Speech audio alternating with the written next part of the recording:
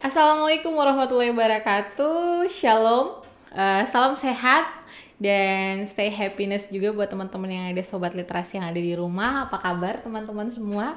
Ketemu lagi dengan saya Faradila Bahmid di podcast Literasi Sulawesi Utara. Hari ini saya senang sekali karena kedatangan seorang tamu yang spesial, teman bicara kita. Beliau ini tuh punya sejarah juga sama saya karena pernah menjadi juri di pemilihan Duta Baca Sulawesi Utara dan akhirnya nilai saya tertinggi waktu itu. Beliau ini adalah sosok yang ini ya sangat inspiratif buat saya di Sulawesi Utara karena berkecimpung di dunia budaya dan sejarah. Baik, judul kita hari ini adalah Mapalus dalam Tradisi Minahasa. Teman bicara kita kali ini adalah Dr. Ivan Robert Bernardus Kaunang, SSM Hum. Beliau adalah seorang dosen tetap di Fakultas Ilmu Budaya, jurusan Ilmu Sejarah, kemudian juga dekan bidang kemahasiswaan dan alumni. Beliau ini dikenal dekat sebagai seorang sejarawan dan budayawan serta aktif sebagai narasumber, staf ahli dan dewan pakar di berbagai organisasi, tentunya di bidangnya. Halo Mner, apa kabar? Ya, baik-baik. Keren kan saya memperkenalkannya. Ya. Tapi emang beliau ini orang yang menurut saya adalah salah satu yang paling aset ya di Sulawesi Utara. Apa kabar Mner? Ya, baik. Sehat. Sehat. Bagaimana pendengar semua di rumah? Sehat juga ya? Sehat, insya Allah sehat mereka. Jadi sobat literasi, kenapa saya bilang beliau adalah salah satu aset di Sulawesi Utara karena berbagai karya juga dihadirkan oleh Mner Ivan begitu ya. Kita harus bersyukur karena beliau masih ada di Indonesia, tepatnya di Sulawesi Utara. Kalau Nyanda ini sebenarnya aset ini yang harusnya hadir di berbagai belahan dunia sebenarnya Sheila. Oke Mner. Ya. Aktivitas saat ini apa saja Mner? Aktivitas saat ini ya yang lagi direncanakan gitu atau sekarang ini lagi digeluti. Sebenarnya sibuk, sangat sibuk. Sangat Tapi sibuk. kalau kita bicara sibuk kan relatif. Ya. Pasti sibuk lah Mner. Karena kadang-kadang tabrakan. Seperti kemarin itu ada beberapa kegiatan dan saya harus memilih salah satu. Ya. Dengan mempertimbangkan tidak merugikan saya begitu. Ya. Siap. Ya. Kalau sekarang ini kebetulan saya di Sinode Gemim sebagai Ketua Bidang Sejarah dan Kearsipan Gereja. Siap. Jadi ada beberapa gereja khususnya Gemim yang memintakan saya untuk menulis sejarah jemaat. Jadi saya sibuk juga dengan itu. Selain itu Ikatan Alumni UI Iluni meminta beberapa sejarawan dan budayawan di daerah termasuk saya untuk kumpulan tulisan. Saya diminta untuk menulis sejarah seni, kemudian di buku budaya diminta menulis tentang seni juga. Jadi ada 2 buku. Baru kemudian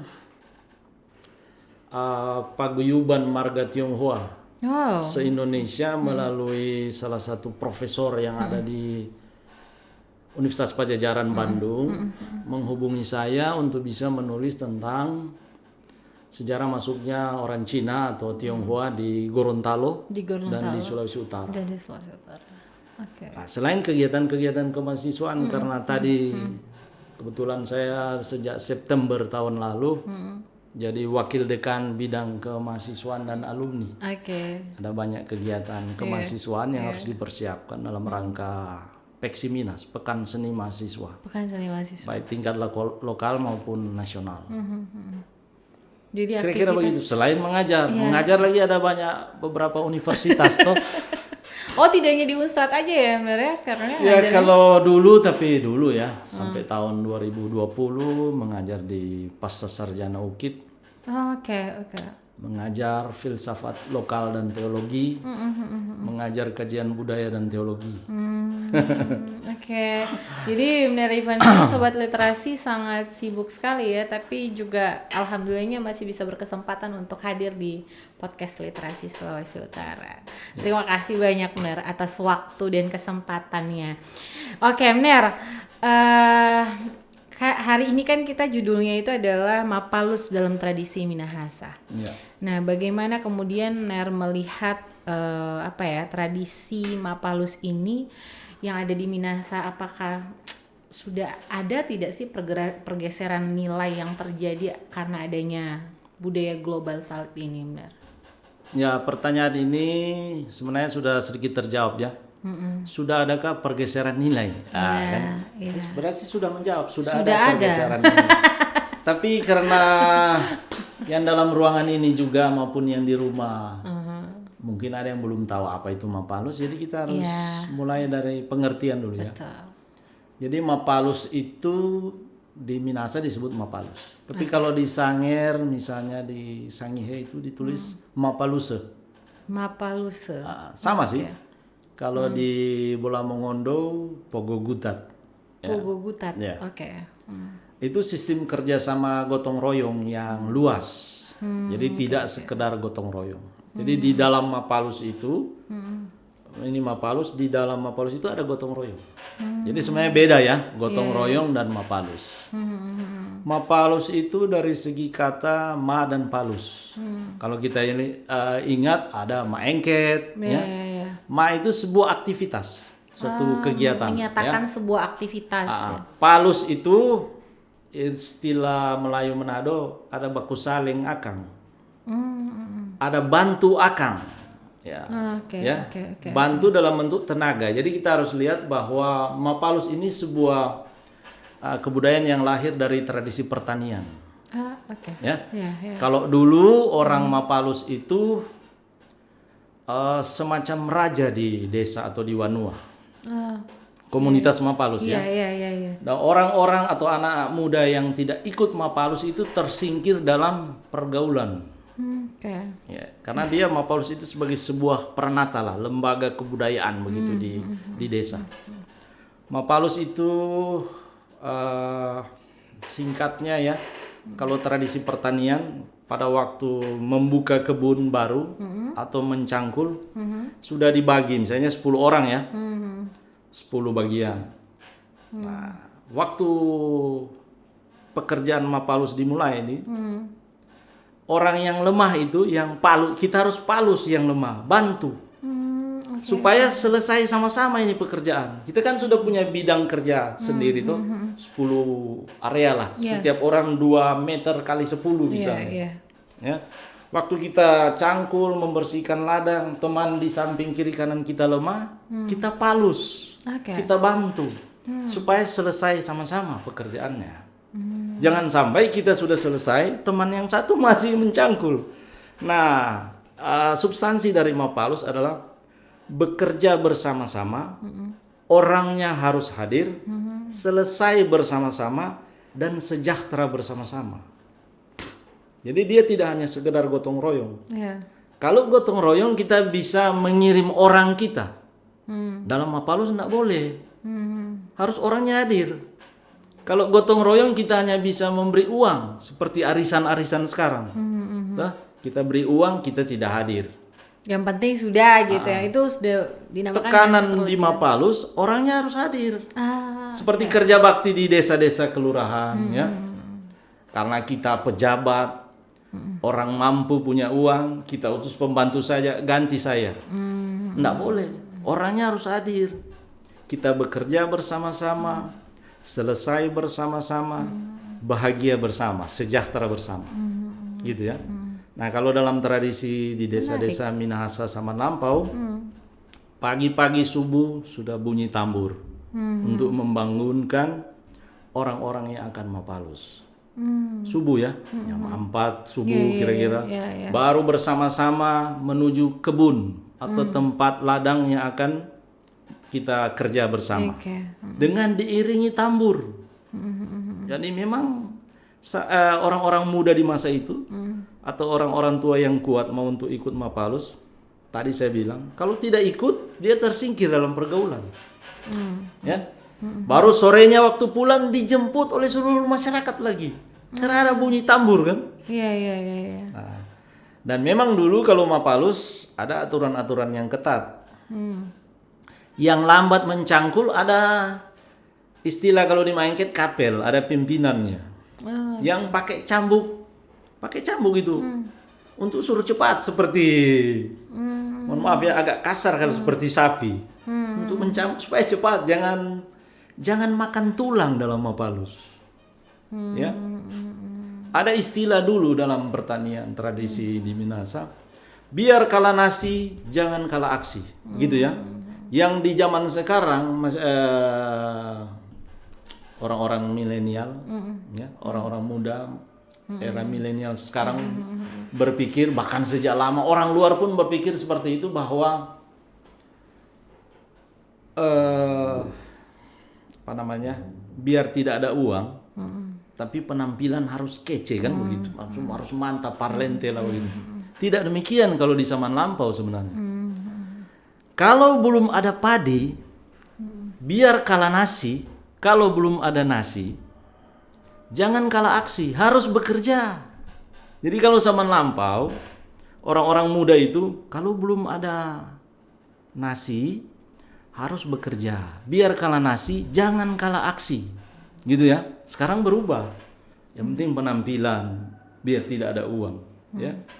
Jadi diubah ya benar ya, itu ya. Ya begitulah. Sebenarnya kalau belum ada apa-apa, seorang muda itu harus berkuat, cari kerja. Sebab zaman dulu, misalnya seorang pemuda melamar Wewene Minasa, pasti kan ditanya, terus Anda ini bisa melindungi anak saya ini, bisa bertanggung jawab gitu ya. Apalagi dalam tradisi-tradisi, kalau kita singgung yang lain, tradisi kewaranean ya, Satria Minasa. Apa Anda mampu melindungi anak saya kalau ada orang yang rampas? Ya kan? Ada yang ambil kan? Gitu. Jadi dia harus menunjukkan. Nah, kalau kita lihat kan kalau kita meninjau Kawasaran. Kalau kita lihat di tarian Kawasaran ada simbol-simbol tengkorak kan?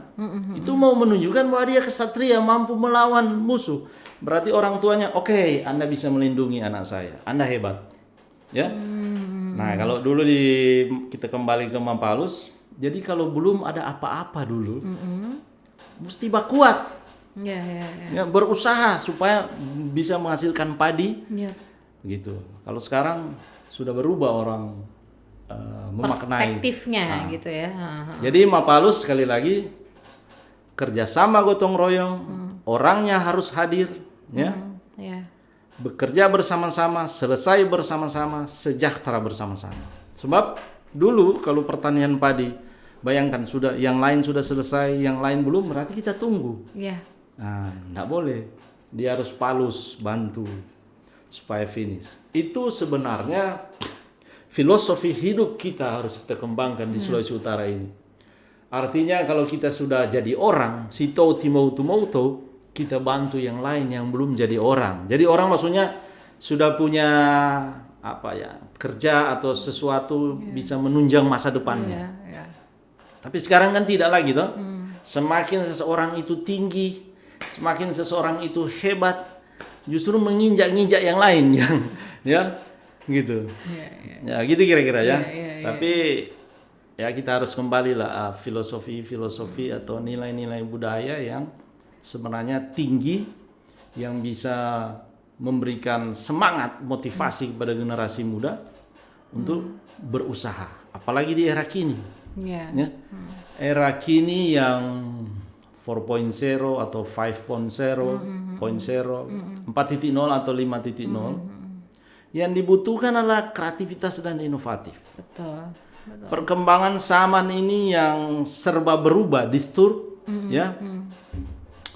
Yang saya sebut itu sebagai lebih maju dari cara berpikir manusia. Jadi perkembangan ilmu pengetahuan dan teknologi termasuk seni kadang-kadang lebih maju dari cara berpikir manusia. Yang tidak membaca. Misalnya, yang tidak membaca juga. Yang tidak mau belajar. Ya, belajar. Tapi kalau mau belajar pasti. Iya kan, belajar itu selain kita membaca buku, mendapat banyak pengalaman dari buku. Buku adalah jendela dunia ya.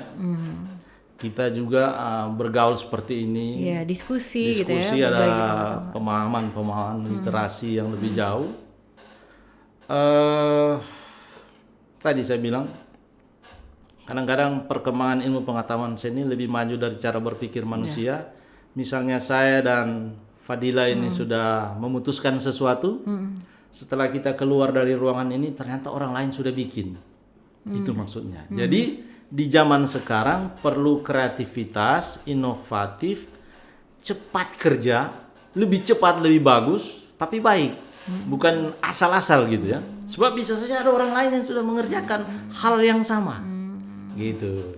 Harus berpikir out of Tapi belum terjawab pertanyaan tadi kan? Bagaimana tentang Iya, kalau apa namanya, ada nggak sih pergeseran nilai kemudian yang terjadi yang cukup signifikan yang dilihat oleh Ner Ivan dengan perkembangan global saat ini? ya, Mapalus sebagai sebuah produk budaya ya. Iya. Di Minahasa dan di daerah-daerah lain dengan nama-nama yang berbeda tapi substansinya sama. Itu gotong royong bekerja bersama. Iya. Kalau di Minahasa Sulawesi Utara tinggal di desa-desa tertentu yang ada kelompok-kelompok Mapalus. Iya. Tapi memang sudah terbatas juga. Misalnya kelompok Mapalus hanya untuk kebun, membuka ladang baru. Kelompok Mapalus misalnya di daerah-daerah Minahasa Selatan sampai Bolmong itu kelompok Mapalus untuk membangun rumah, gitu ya. Di kota lain lagi, karena masyarakat kota itu lebih mobile Iya. dari masyarakat desa. Iya. Ya, masyarakat kota itu kehidupannya banyak pilihan. Kalau sudah tidak tahu bikin apa di rumah, ada mall atau ke tempat-tempat pusat-pusat Ngopi perbelanjaan, dan hiburan dan lain-lain. lain Iya, sebagainya. Kalau di desa kan tidak. Nah, di kota orangnya ini apa ya, mobile tadi, banyak kerja dan lain sebagainya. Pulangnya juga sudah sore. Iya. Ya, kalau macet sampai di rumah malam. Iya. Maka yang disebut dengan Mapalus itu diterjemahkan sedemikian rupa, tinggal bentuk arisan misalnya. Anak saya mau menikah, arisan, bawa makan semua, arisan makanan, ya. Atau arisan uang, ada yang sakit, arisan uang dan baku balas, palus. Iya. Palus tadi ya, baku balas. Kalau dia berikan saya Aku bantu. 100.000, berikut saya harus balas 100.000. Gitu. Tinggal seperti itu. Tapi akar dari semua itu dari Mapalus yang secara tradisional tadi. Jadi sekarang dia sudah berubah sedemikian rupa, bertransformasi, tetapi akarnya tetap ada. Kalau kita bicara pergeseran nilai itu tadi.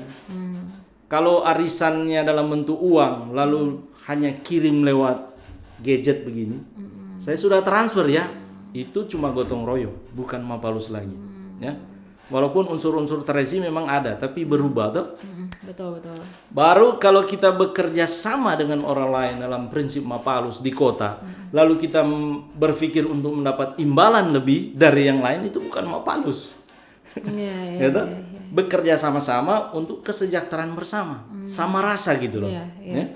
Gitu. Jadi tentu saja dengan perkembangan zaman pergeseran nilai itu sudah ada. Iya. Dengan perkembangan teknologi, kemudian juga dengan perkembangan apa ya, benar ya, cara berpikir manusia gitu ya. Akhirnya juga segala hal itu diminimize semuanya. Ya. Dianggap bahwa sebenarnya tradisi ini tuh tradisi yang sangat luar biasa sebenarnya, bahwa kehadiran itu penting, touch dengan satu sama lain itu penting gitu, bahwa interaksi sesama manusia itu dibutuhkan gitu kan. Itu yang dia tangkap sih dari tadi, bahwa si Mapalus ini gitu, tradisi Mapalus ini. Baik, benar, karena kita bicara lebih kepada segi milenialnya gitu ya, segi generasi muda saat ini gitu. Yang dilihat saat ini kan banyak sekali anak-anak muda yang mungkin tadi juga benar sempat sampaikan bahwa banyak sekali sebenarnya hal-hal positif yang sekarang ini generasi itu harusnya lebih produktif, lebih kreatif, lebih menjemput bola, tidak menunggu bola gitu kan ibaratnya. Apalagi dengan zaman yang sekarang mulai dari 4.0 sampai 5.0 gitu ya. Itu kan semuanya adalah menuntut kita generasi muda itu atau masyarakat khususnya yang ada di Indonesia ini lebih kreatif dan kemudian juga tidak melulu dalam tanda kutip tuh selalu penuh hiburan gitu, tapi bagaimana hal-hal itu tuh lebih ke edukatif gitu. Nah, sekarang benar bicara soal generasi muda Minahasa misalnya, peran penting dalam pelestarian nilai budaya itu dan sejarah, apakah memiliki peran penting gak sih generasi muda, khususnya teman-teman yang punya darah Minahasa gitu, untuk melestarikan budaya mereka sendiri deh gitu. Kalau kita lihat dalam sejarah bangsa dimanapun, pemuda itu adalah tulang punggung toh, bangsa untuk meneruskan kehidupan suatu bangsa begitu. Misalnya kehidupan suku bangsa atau bangsa Minahasa atau Sulawesi Utara gitu ya. Jadi tanggung jawab itu ada pada pemuda. Kan? Kita bisa banyak belajar dari bacaan-bacaan literasi berkaitan dengan sejarah budaya, kepemudaan. Misalnya ketika sekutu membom Hiroshima Jepang, Nagasaki, banyak yang meninggal. Tapi apa yang ditanya oleh Kaisar?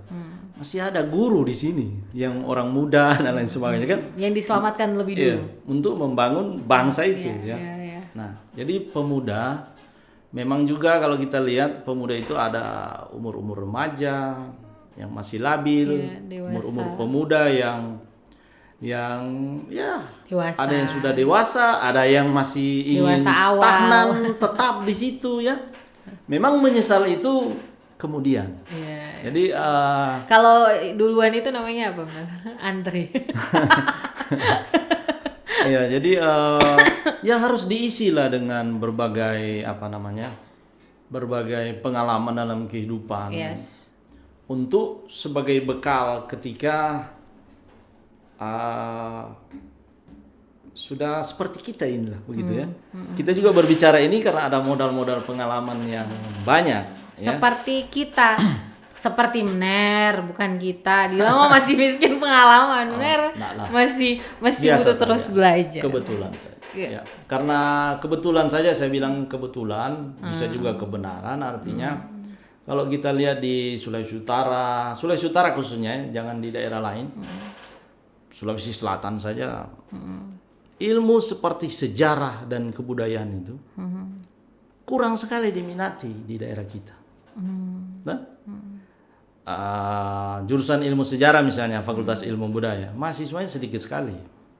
Di masa saya ketua jurusan dulu, setiap masuk 15, 16, 17, 18, sedikit sekali. Kalau kita bandingkan dengan Sulawesi Selatan, puluhan sampai dibuat diploma 3 ya untuk jurusan ilmu sejarah. Padahal hal-hal yang berkaitan sejarah budaya ini dalam banyak kasus selalu diminta pertimbangan, pendapat dan lain sebagainya. Betul. Ya? Dalam kehidupan kemasyarakatan. Kalau terjadi chaos, orang bilang coba budayawan cerita bagaimana ini bisa terjadi. Faktor apa yang menyebabkan, ya kan?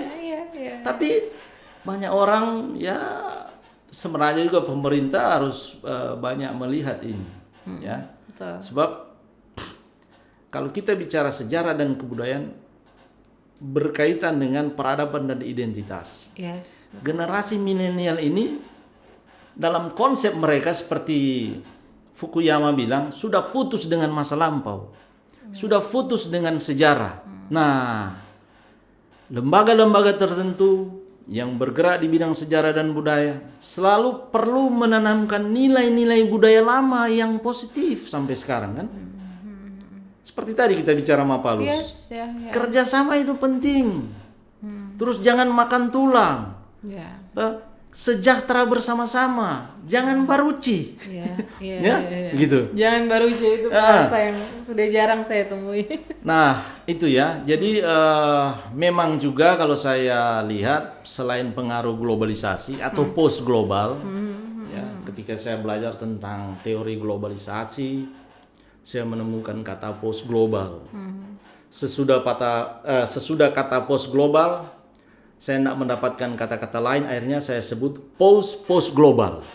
Ternyata dalam jangka waktu yang tidak begitu lama muncul millennium 5 atau 4.0, 4.0, 5.0, itu nama-nama lain.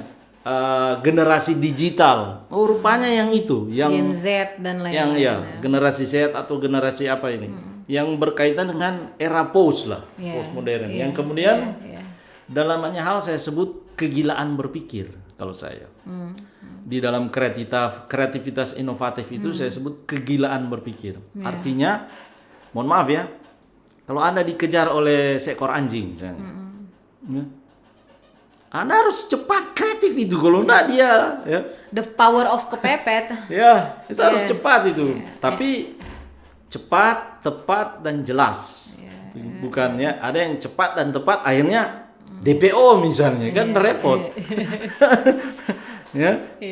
Dicari aparat keamanan. Gitu. Jadi harus punya strategi dan plan yang pas gitu ya, Mer, untuk nilai-nilai sampai hari ini kan kita tetap melaksanakan atau meneruskan nilai-nilai budaya leluhur sampai hari ini. Dan itu menurut Walaupun Mer, tidak dirasakan oleh generasi muda. Oke. Tapi itu menurut Mer juga generasi muda Minahasa saat ini memang masih apa ya, mampu gitu atau memiliki peran penting dalam melestarikan budaya dia sendiri gitu. Iya, tadi kan walaupun Contoh begini benar, izin maaf. Contoh misalnya Dila tuh punya daerah Minahasa kan, dari sebelah Umi gitu, karena Sorongan. Ya. Nah, representasi orang untuk melihat seorang seorang perempuan Minahasa itu kan yang tadi mungkin ada nilai-nilai Mapalusnya di dalam dan sebagainya. Apakah sekarang ini hanya terlihat secara visual saja atau seperti apa yang ya seperti saja? Sekarang ini program podcast seperti ini kan itu bagian dari Sito Timautu toh. Membagikan ilmu untuk orang lain supaya orang lain bisa punya wawasan yang lebih luas tentang. Ini satu bagian dari inovatif kreatif seorang perempuan. Begitu kan? Perempuan yang punya darah Minahasa gitu ya. Kalau kita lihat juga perempuan-perempuan Minahasa atau Sulawesi Utara pada umumnya banyak menjadi duduk di berbagai jabatan politik dan lain sebagainya, luar biasa itu kan. Betul. Jadi tidak kalah dengan laki-laki karena memang sejak lama di tanah Minahasa ini tidak punya kerajaan, sejajar semua ya. Bebas untuk menentukan nasib, bahkan musyawarah mufakat dengan suami. Kalau Anda kerja ini, ya saya kerjain dan sebagainya. Dan itu sudah diperjuangkan oleh Maria Walenda Maramis. Panjang lagi kalau kita bicara Maria Walenda Maramis ya. Berarti artinya kalau menurut Anda sendiri bahwa generasi muda saat ini memiliki peran penting sebenarnya dalam melestarikan nilai. Cuma satu hal yang saya khawatir ya. Kekhawatiran yang pertama, pengaruh globalisasi yang ditandai dengan maju pesatnya media, berbagai media ya. Kita selalu kata cekoki, kata lain dari cekoki apa ya? Selalu kita lihat di media cuma berita-berita luar negeri dan lain sebagainya, sehingga anak-anak ini kemudian mencontoh, gitu. Berita-berita lokal, misalnya TVRI orang sudah jarang nonton ya. Dan lain sebagainya, padahal memuat hal-hal lokalitas. Betul. Yang kedua, selain pengaruh globalisasi adalah konstruksi pemerintah. Jadi sebenarnya negara kita dikonstruksi oleh pemerintah dalam perspektif kebudayaan ini, kita hilang jauh banyak nilai. Contoh ya, saya kasih contoh. Dulu pegawai negeri pulang jam 3 sore, jam 2. Dia bisa pulang untuk mendidik anak-anaknya, makan bersama, istirahat, bermain dengan anak-anak, masih memberikan pendidikan moral. Sekarang tidak lagi. Negara mengkonstruksi saudara dan saya, pegawai negeri seperti mesin. Apalagi kalau kita bekerja di swasta, harus ada pencapaian tertentu. Belum boleh pulang walaupun sudah jam kantor kalau Anda belum mencapai target tertentu. Ini kita dikonstruksi oleh negara menjadi seorang mesin. Bagaimana hubungan sosial kita sudah tidak ini lagi kan? Betul. Pendidikan moral terhadap anak-anak kita. Jadi kalau dalam perspektif kebudayaan sebenarnya mau kemana sih bangsa ini? Ya kan? Gitu ya. Tapi itulah karena pengaruh juga globalisasi. Kita bersaing dengan negara-negara lain dalam hal sumber daya pemuda dan lain sebagainya. Sehingga menjadi ukuran-ukuran. Sekarang kan harus ada produk. produk akhir Anda itu apa? Gitu kan? Dalam pendidikan mengajar juga dosen seperti itu. Menyusun RPS atau SAP, Satuan Acara Perkuliahan toh. RPS pembelajaran itu. Teori-teori lalu outputnya apa?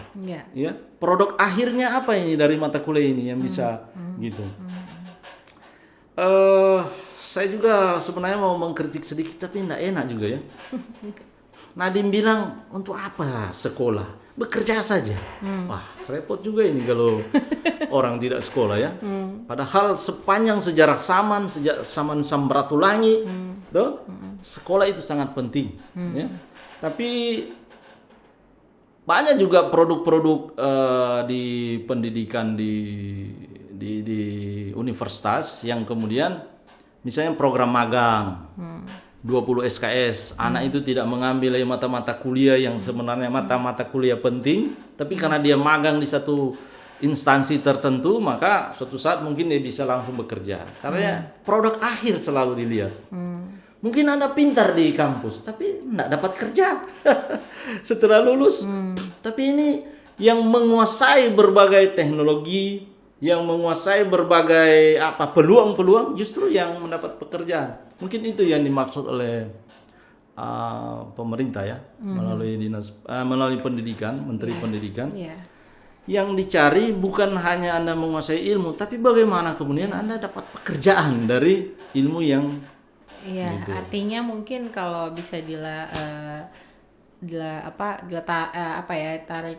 tadi pernyataan dari ini juga Pak Menteri sebenarnya mungkin lebih kepada gini, kalau kalian sekolah hanya sekedar sekolah, mungkin itu juga ya akan tidak beda dengan orang yang tidak sekolah gitu loh. Kenapa kemudian sekolah jadi penting? Ya kenapa sekolah tidak begitu penting? Karena kalian tidak mempergunakan sekolah itu menjadi tempat benar-benar belajar. Kalau Ki Hajar Dewantara bilang kan setiap tempat jadikan sebagai sekolah dan setiap orang jadikan sebagai guru gitu. Mungkin representasi yang bila tangkap mungkin begitu kali ya benar, bahwa harus ada keterampilan yang kalian dapatkan gitu. Dan guru-guru juga saat ini dengan sistem kurikulum yang sekarang hadir gitu ya, sebenarnya banyak dilatanya bagaimana menurut teman-teman guru gitu kan. Mereka bilang ini ada baiknya tapi banyak lelahnya. Tapi ya sudah, karena kita tidak membahas itu, kita lebih bahas kepada ini saya ada satu yang ingin saya sampaikan. Itu definisi konsep kerja. Itu yang harus dirubah oleh cara berpikir milenial, generasi milenial. Jadi kalau dulu mungkin juga sampai sekarang yang disebut kerja itu apabila seseorang itu mendapat pekerjaan yang baik di suatu lembaga, perusahaan atau institusi. Betul. Lalu orang-orang yang bekerja di pertanian itu para pemuda merasa minder. Tidak demikian sebenarnya di zaman sekarang. Iya, sepakat benar. Kalau Anda benar-benar seperti di luar negeri, kalau kita lihat petani yang berhasil, itu pekerjaan yang luar biasa. Ya luar biasa. Kalau nggak ada petani, kita nggak ada beras loh sekarang kalau petani itu beras. Banyak contoh ya, banyak contoh itu saya dengar sama almarhum Profesor W.A. Ruru dalam satu diskusi, dan banyak juga narasumber lain menggunakannya itu. Jadi suatu ketika bertemu dengan sahabatnya, lalu sahabat bertanya, bagaimana keadaan, sehat-sehat, bla bla bla. Terus terakhir, bagaimana anak-anakmu? Oh, anak saya ada 4, 3 sudah jadi orang, 1 belum. Wah. Karena ini 3 sudah dapat pekerjaan, 1 ini justru tinggal dengan orang tua dan bertani. Kalau kita pikir-pikir, justru anak yang tinggal dengan orang tua dan bertani inilah yang anak yang baik sebenarnya. Dan jaga orang tua, yang satu di Amerika, yang satu di Jakarta, yang satu di Surabaya, hanya dia yang jaga orang tua dan bertani secara profesional. Mana yang disebut bekerja? Semua sebenarnya sama ya. Betul, benar, betul. Dan bahkan sebenarnya lebih karena dia mengangkat sebuah konten lokal di wilayahnya, dia kan ada 2 nilai yang kemudian dia tanamkan, menjaga orang tua dan kemudian melestarikan apa yang menjadi leluhur dia sejak dulu kan. Orang tuanya bertani, kemudian dia teruskan dan bisa menghidupi banyak orang loh dengan bertani itu gitu kan. Bisa saya kan petani goraka jahe. Iya. Wah, luar biasa. Pengusaha jahe di Minahasa. Iya. Itu luar biasa. Rica itu kalau ada jahe harus susah. Oke, Ner. Ini pertanyaan selanjutnya ini sebenarnya berkaitan dengan budaya ritual sih, Ner. Dia penasaran dengan ritual seperti misalnya waktu pina betengan kayak gitu. Nah, sekarang kan kalau kita bicara soal budaya, kita bicara soal sejarah sangat dekat dengan wisata gitu kan. Bagaimana kemudian ritual Minahasa ini tuh mampu gitu menarik kan yang kita bicarakan mampu menarik wisatawan ataupun mampu menarik minat ini generasi muda untuk dekat dengan hal itu gitu, benar. Nah, kalau benar melihat sisi itu ada nggak yang paling menarik untuk menjadi daya tarik wisatawan lah datang ke Sulawesi Utara, ritual yang benar lihat. Jadi ini bukan persoalan baru, ini persoalan lama ya. Kita bisa meninjau dari banyak perspektif. Kalau kita tinjau dari perspektif kebijakan atau program dinas-dinas pariwisata atau lembaga-lembaga kepariwisataan, maka mereka harus selalu duduk satu meja dan membuat sebuah blueprint yang sama supaya kadis pariwisata siapapun yang diganti tetap diteruskan. Misalnya Festival Watu Pina Betengan misalnya. Kalau sudah diganti kepala dinasnya tetap dilanjutkan karena sudah ada blueprintnya. Tapi kan tidak demikian. Kegiatan-kegiatan kepariwisataan kita di sini hanya spasial geografis dan tidak sustainable. Nah, kalau itu terus-menerus dia menjadi sebuah pola dan menjadi tradisi, akhirnya semua ekonomi kerakyatan akan menjurus ke sana. Kalau dia sustainable. Tapi kan tahun ini ada festival Watu Pina Betengan misalnya, tahun depan tidak lagi dan sebagainya. Sekarang memang benar bahwa gubernur kemudian menjadikan Minahasa Utara, daerah Minahasa Utara sebagai salah satu pariwisata khusus ya. Kayak kawasan ini. Akhirnya apa? Semua kota kabupaten perhatiannya ke sana. Ya, betul. Saya mudah-mudahan gubernur berikut masih memperhatikan lagi yang sana. Kalau dia memperhatikan lagi daerah yang lain, mati. Seperti kita lihat misalnya di masa, saya tidak sedang membela seseorang. Di masa Gubernur Aceh Sondak maju itu Bukit Kasih. Maju ya. Gitu kan? Iya, betul. Nah, ini persoalan kalau setiap kepala negara, setiap penentu kebijakan di daerah ini mendirikan monumental tertentu untuk ingatan pada seseorang. Lalu pejabat berikut tidak melanjutkannya. Susah. Ya? Misalnya patung lilin di masa wali kota siapa? Vicky. Sekarang terbiar lagi. Mungkin wali kota yang sekarang fokusnya pada hal yang lain. Jadi kalau kita bicara pariwisata itu harus sustainable, ya betul. Terus menerus supaya segala aspek ekonomi kerakyatan bisa menjurus ke sana. Rakyat bisa maju dengan pertaniannya. Misalnya seluruh hotel di Tanah Minahasa ini perlu sayur kan, dari Modo Inding hidup, tuh untuk kuliner di restoran dan lain sebagainya. Dan juga nelayan. Itu harus bukan hanya ini kalau gubernur ini fokusnya di sana, gubernur ini fokusnya di sana. Setelah gubernur lain mati yang lain. Tidak harus begitu sustainable. Jadi mereka harus duduk bersama, program bersama, ada sebuah blueprint. Misalnya saya kasih contoh ya. Saya hampir 3 tahun di Bali. Saya studi di Bali kan, ambil program kajian budaya, cultural studies. Di sana itu untuk trip perjalanan wisata sehari 4 objek wisata. Ini sudah banyak kali saya sampaikan di seminar-seminar diskusi kepariwisataan. 4 objek, ya. 1 objek saja yang bagus, yang 2 sedang, yang terakhir shopping. Kan? Kalau kita dengan ciri masyarakat Sulawesi Utara memang tidak salah juga kalau kita lihat dari aspek budaya. Sulawesi Utara orang yang ramah.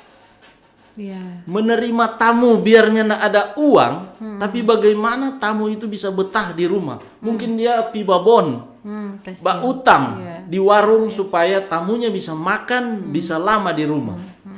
Itu juga yang terjadi di aspek pariwisata kita di Sulut. Kalau ada tamu datang, kita berikan semua. Sehingga hanya 1 hari dia langsung pulang. Karena sudah semua dia pergi. Misalnya kita punya pulau-pulau terluar di depan kota Manado. Bunaken, Siladen, Mantehage, Tangkasi ya. dan apa lagi? Pulau satu yang kecil itu. Nain. Nain besar, Nain kecil. Ternyata Nain kecil sekali memang. Iya. Ini 4 pulau semuanya 4 hari. Trip pertama khusus Siladen misalnya. Iya. Trip Siladen jangan kasih yang Bunaken. Iya. Tapi ya itulah sifat kita, ingin kita langsung kasih semua supaya wisatawan itu senang. Kita kasih trip 4 pulau ya. 1 hari besoknya dia langsung pulang. Langsung pulang ke daerahnya. Karena apa? Dia sudah melihat semuanya. Iya, cukup dengan 1 hari ternyata sudah bisa Ya, menggapai. bisa 1 hari trip Pulau Siladen. Itu harus ketat itu semua penyelenggara penentu kebijakan di bidang pariwisata. Baru 2 kemana? Ke tempat lain. Shopping di mana gitu kan? Nah, kalau kita tempat shopping kita harus juga bagi-bagi. Misalnya di Minahasa Utara apa? Misalnya khusus Kota Manado kuliner misalnya, ya. Khusus daerah Minahasa apa? Industri kreatif apa? Tuh, daerah Bolmong apa? Supaya ada trip-trip yang dibagi. Iya. Tapi kita selalu mau semua kita punya, dia enggak ke sana begitu loh. Tuh, ke Minahasa misalnya. Cukup sampai di sini ya. Padahal kan lama tinggal wisatawan. Semakin dia lama sini, semakin mengalir dolar ke sini. Iya. Itu yang kita lupa kadang-kadang ya. Iya. Dan instansi yang bergerak dinas-dinas pariwisata ini memang bisa duduk satu meja, bicara bersama. Tapi setelah pulang ke instansi masing-masing, program masing-masing, ya. Iya. Di Tomohon ada festival flower sedunia itu, TIF, Tomohon International Flower. Di Manado ada Figura. Kalau boleh itu wisatawan datang 2 sekaligus dia lihat. Harusnya tidak, satu-satu lah. Iya, betul. Gitu kan? Benar-benar, dan itu semuanya itu mampu menarik wisatawan, kemudian juga meningkatkan ekonomi kerakyatan gitu ya, ekonomi yang ada di Sulawesi Utara. Ya, Tapi pemerintah sebenarnya sudah tahu yang saya bilang. Cuma persoalan banyak aspek ya. Kadang-kadang kita menempatkan seorang kepala dinas yang tak mengerti dan paham tentang pariwisata misalnya, karena politik. Itu persoalan lain lagi. Betul, gitu kan? Betul. Baru akhirnya diganti oleh pejabat yang lain, enggak meneruskan program yang lama. Memang harus memiliki hal-hal yang memang satu sustainable, kemudian sesuai dengan disiplin. Konsekuensi. Misalnya begini, sorry. Iya. Manado ini kalau di aspek pariwisata, kota apa kita? Kota belanja, pariwisata laut, atau apa gitu ya. Pariwisata budaya itu harus kita supaya fokus. Iya. Kalau kita pariwisata budaya, kita hidupkan Dewan Kesenian Kota Manado dengan berbagai seni-seni budaya. Iya. Wisatawan datang, saya mau cari kawasaran, setengah mati saudara-saudara. Ada kita punya TKB Taman Kesatuan Bangsa. Kalau kita rutin misalnya minggu pertama di situ ada penonton atau tidak, tetap gitu dibiayai, difasilitasi oleh Dinas Pariwisata, di situ ada seni budaya apa. Iya. Minggu berikut ada apa. Sehingga ketika ada wisatawan datang, trip perjalanan wisata itu, satu, kalau jam 7 malam kita nonton atau melihat atraksi kawasaran Maengket misalnya. Di situ sudah ada jadwal gitu ya. Tapi nggak bisa, ini setengah mati kalau wisatawan datang. Di mana saya mau lihat orang main kolintang ya? Tadi saya lihat di bandara, tapi kan sepintas. Di mana saya mau cari? Setengah mati. Ya kan? Iya benar. Kalau kita misalnya ngambil contoh yang ada di Jogja misalnya, ya benar. Orang lihat kalau yang di Jogja itu setiap hari itu ada nilai-nilai budaya yang hadir gitu, entah DP musik kah, entah kemudian orang DP pagelaran wayang atau apa, dan itu bisa ditemui dan itu tiap hari gitu. Nah mungkin itu stoknya yang benar, maksudnya benar itu harus tetap harus ada, karena sebegitu bagusnya di TKB memang perlu hadir hal-hal seperti itu. Iya, sepakat sih benar, itu saran yang harusnya didengar. Misalnya Terus ada yang didengar. sudah hilang kan, misalnya lomba perahu rakyat. Oh iya benar-benar. Hanya waktu tertentu saja. Kenapa itu not sustainable? Yes, dan kalau itu sustainable itu akan menarik juga daya Daya cipta tukang perahu. Dia akan buat sedemikian rupa yang bisa laju. Iya, Kan? iya. Baru muncul atlet-atlet berperahu. Iya. Laut dipelihara karena nggak boleh kotor. Nanti wisatawan datang. Kan banyak aspek ini. Dengan Iya. wisata lomba perahu. Sepakat. Dan akhirnya Wali masyarakat kota kita kan, mohon maaf, dari keturunan Tionghoa. Iya. Lomba perahu naga. Wah, Iya, luar biasa iya, ini. iya. Banyak kelenteng di sini. Betul, Ner. Kota Manado yang kecil ada 15 kelenteng. Asli. Dan Dila berpikir bahwa akhirnya masyarakat merasakan bahwa keterlibatan masyarakat tuh hadir untuk menjaga si laut ini. Iya. Satu, tidak hanya jadi tempat mata pencaharian mereka, tapi juga mesti jaga nih bareng-bareng, karena kita setiap ininya tuh selalu menggunakan laut ini tuh, untuk ada hal-hal ritual-ritual besar yang kita ini. Tapi sekali lagi yang kita bicarakan ini pemerintah sudah tahu. Cuma mohon maaf Pak, pemerintah bekerja berdasarkan program dan pendanaan. Kalau enggak ada dana mau bikin bagaimana? Iya, ya. Kita doakanlah semoga pemerintah kita selalu terus sehat, dan hari ini mudah-mudahan juga bisa didengarkan walaupun mereka sudah tahu, tapi memang perlu terus kita masyarakat kan tugasnya adalah saling menguatkan dan saling mensupport gitu kan ya, Ner. Baik, Ner, Ya. kita tidak terasa ini sudah di penghujung Oh, iya. acara. Udah, enggak masalah. Sudah sudah banyak sekali pengetahuan yang kemudian benar berbagi juga dengan teman-teman sobat literasi yang ada di rumah. Kemudian Dila juga dapat banyak perspektif baru gitu ya terhadap melihat sebuah budaya dan sejarah di Minahasa gitu, Mapalus terutama gitu, benar. Terima kasih banyak, benar, Ya, sama-sama. atas waktunya. Terima kasih hari ini sudah membangkitkan semangat kita lagi Ya. bahwa budaya dan sejarah itu penting untuk kita sama-sama ilhami dan belajar bersama. Bagus kalau ada closing statement. Iya, oke, Ner. Iya, dia baru mau. Bisa aja, Ner. Bisa kasih mungkin semangat atau apa ya? Saya Ya. nggak mau bilang closing statement sebenarnya, Ner. Karena Dila berharap bahwa ini bukan pertemuan kita yang terakhir gitu, tapi ini adalah tadi sustainable. Ner bisa kasih terus pengetahuan juga buat Ya. kita di waktu-waktu yang insya Allah ada waktu dan kesempatan dari Ner. Ya, Mungkin tadi bisa. kan kita bicara umum banyak ya. Iya. Ada pertanyaan-pertanyaan tertentu yang masih bisa dikembangkan lebih luas lagi. Betul. Tapi untuk Sobat literasi. ya sobat literasi terutama kaum milenial ini Ya. mungkin bisa ada pencerahan dengan kata-kata saya ini. Bukan kata-kata terakhir ya. Iya. Saya juga hanya mencontoh pada teman guru saya ya. Guru tidak secara langsung. Ya. Ya, Pak Beni Matindas yang di Jakarta. Ya. Saya tulis di dalam disertasi saya halaman-halaman awal. Dan mungkin Anda juga sudah pernah dengar banyak kali saya sampaikan. Sebuah negara yang maju secara politik maka akan melahirkan para politikus yang unggul. Ya. Ya, sebuah negara yang maju secara ekonomi, gedung-gedung kita luar biasa. Tapi sebuah negara yang tidak memperhatikan seni budaya atau kebudayaan lokalnya, satu saat akan hancur.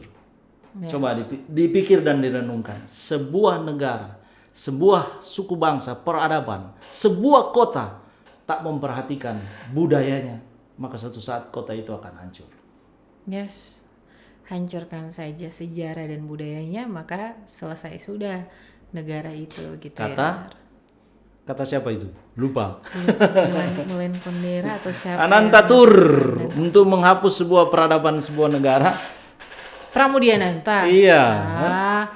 Pramudiananta ya.